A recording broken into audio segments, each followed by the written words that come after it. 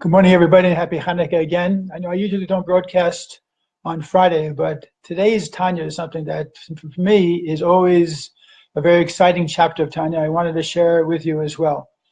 It's chapter 4 in Tanya. Of course, we learn a portion of Tanya every single day of the year, and we just began the cycle again on Yutes Kislev, the 19th day of Kislev, which was last week. And I strongly encourage all of you to try to do it as well, at least for the next 15 chapters through chapter 18. It's really an amazing, amazing lesson for life. So in today's chapter, it talks about the levushim, our garments.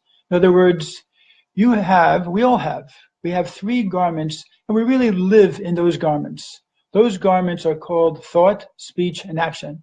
And all of our daily activity takes place in those arenas. Why are they called garments? Because just like a garment is taken on and off, so it is that the Alter Rebbe explains that there's something much deeper within us that goes beyond our thought, speech, and action. And that is our soul, our godly soul, which is our true essence. So he, 250 years ago, long before Freud, long before anybody else, was talking about the subconscious, which in this case we consider to be our godly essence.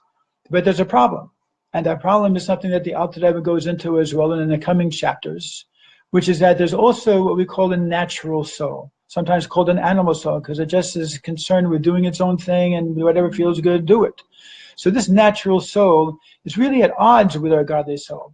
And the levushim that we have, the thought, speech, and action, become the battleground sometimes for why the godly soul and the natural soul are struggling to be able to say, hey, listen, who's the boss here? And that's why all of us by nature feel this inner struggle going on in our levushim, in our garments, because we all have both of these souls which are really struggling for the dominion over this person who is me. As a result, when we look at all of the conflicts, the inner conflicts that we have, and see how Hashem created us in such a way that our bechira, our free choice, is really decided by how we execute the battle within our thought, our speech, and our action, life takes on a very, very different perspective.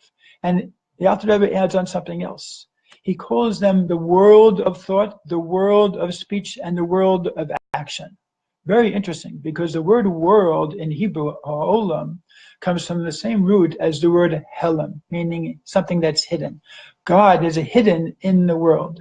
And God is also, your thoughts are hidden from your speech is hidden from your actions. And that's the way it should be. When a person just thinks something, goes right into speech and goes right into action, there's no hiddenness, there's no mechitza, no separation at all between what's going on in their thought and in their speech and in their actions, then there's a problem. Because thought is meant to be a world of its own and to be dealt with and to be treated as a separate world. Speech is an incredible gift from God. We are called Mina Medarba, the speaking species, so to say. And action, of course, is the ikar, is the main thing that we're created for, is to act in this world, to do something, to accomplish, to move ourselves and face our challenges. So each of those, though, is a world of their own and should be treated as such. So when we're able to really understand how we have these 3 garments and how we deal with these 3 garments, each one of them independently, individually, a completely different approach really, how I deal with my world of thought, how I deal in my world of speech, how I deal in my world of action, then we're able to really take a new perspective on how I conduct myself on a day-to-day basis. So this is just touching the surface of what the Tanya goes into, which is really dealing with the essence of who we are and how we function in this world.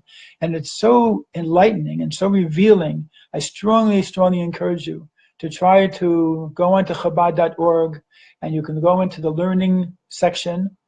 And in the learning section, there is the daily chitas, the daily study. And in that is the section on Tanya.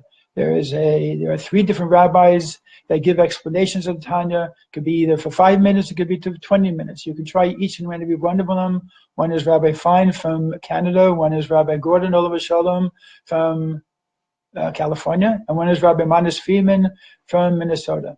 Have a great Hanukkah. It should be a Hanukkah filled with light, and that light should fill our thought and our speech and our action to be able to make sure that we have a great week ahead of us. and a wonderful Shabbos. Take care.